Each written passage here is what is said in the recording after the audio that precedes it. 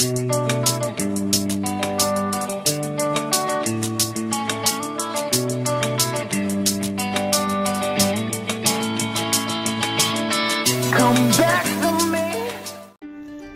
YouTube, selamat datang kembali di channel Mr. Konjak. Pada video kali ini, kami akan membicarakan hal yang tidak seperti biasanya, namun tetap ada kaitannya dengan porang atau budidaya porang. Sebelum dilanjutkan pembicaraannya, kami sarankan bagi pemirsa yang sudah merasa pembahasan ini tidak penting atau tidak berfaedah, dipersilahkan untuk meninggalkan video ini.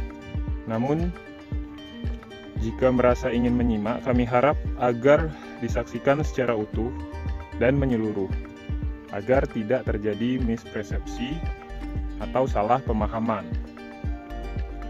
Pada video kali ini, kami akan membicarakan tentang radikal, dan nanti akan ada kaitannya juga dengan budidaya porang.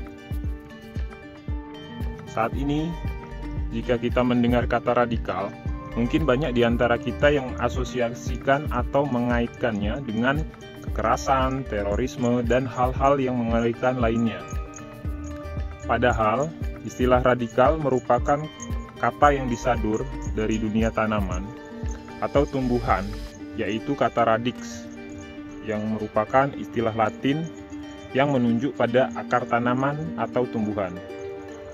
Sebetulnya tidak salah juga jika kata radikal diartikan dengan kekerasan, karena memang pada tumbuhan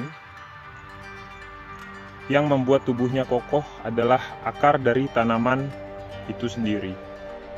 Dan yang tidak boleh itu juga adalah kekejaman, bukan kekerasan. Sehingga menurut saya, radikal itu hal yang perlu untuk dimiliki setiap makhluk, dan mungkin juga merupakan hal yang fitrah yang diberikan oleh Tuhan pada setiap makhluknya.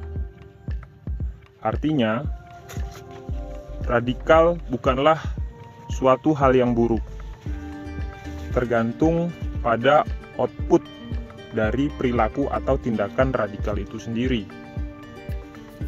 Apakah menghasilkan suatu yang membangun, dalam kurung konstruktif, atau menghasilkan sesuatu yang menghancurkan, dalam kurung destruktif.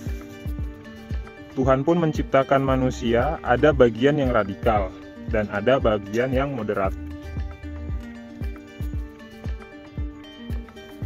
Yang radikal contohnya tulang, dan yang moderat contohnya daging, dan bagian yang lunak lainnya.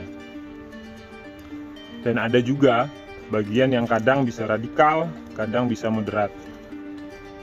Yang ini silahkan pikirkan sendiri ya. Dalam budidaya porang pun, yang notabene porang merupakan tumbuhan, saya menemukan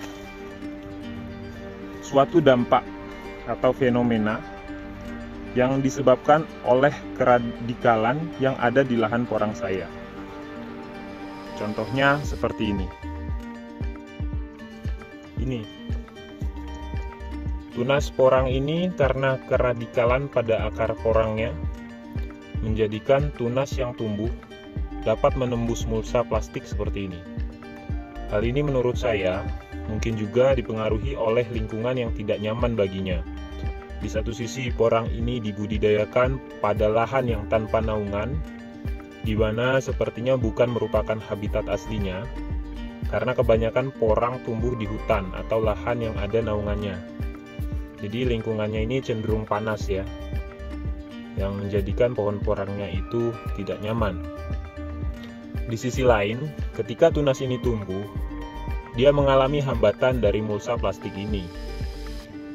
Namun, hal yang menyokong untuk perilaku radikalnya ini berlangsung efektif, seperti ini, adalah nutrisi yang diperolehnya dari dalam tanah. Mungkin dengan lingkungan yang menurut porangnya ekstrim seperti ini, jika dia tidak mendapatkan cukup nutrisi, maka dia tidak akan sekokoh ini. Bisa jadi porangnya akan kelelahan untuk tumbuh, kemudian menyerah dan mati. Sama halnya ketika kita laki-laki memutuskan memilih satu dari sekian banyak wanita untuk dinikahi, juga merupakan perilaku radikal yang diambil dalam hidup kita.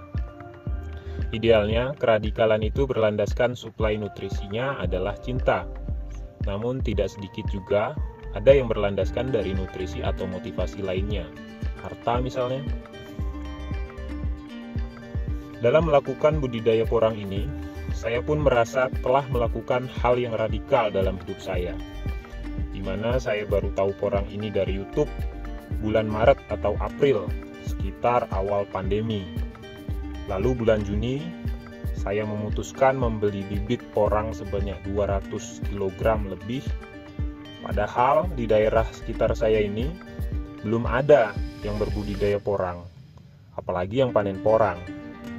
Jadi saya melakukan sesuatu yang belum pernah saya lihat dan rasakan secara langsung, tapi tetap saya lakukan. Apalagi untuk semua ini, saya menghabiskan semua tabungan saya dan istri dari awal pernikahan.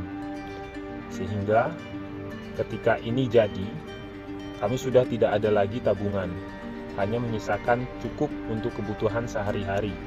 Dan kami pun tidak tahu ke depan ini hasilnya seperti apa.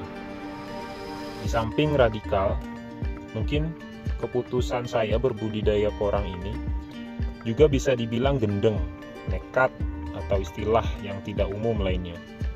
Tapi dengan mengharap ridho dari Allah Subhanahu wa Ta'ala, semoga saja kami dapat seperti porang ini, yang secara kokoh dapat menembus kungkungan mulsa plastik serta menghadapi panasnya dunia ini, dan kemudian dapat bermanfaat. Mungkin itu saja renungan kali ini. Mohon maaf jika ngedabrus atau ngoceh yang gak karuan. Sekian dari kami. Salam Mr. Konjak.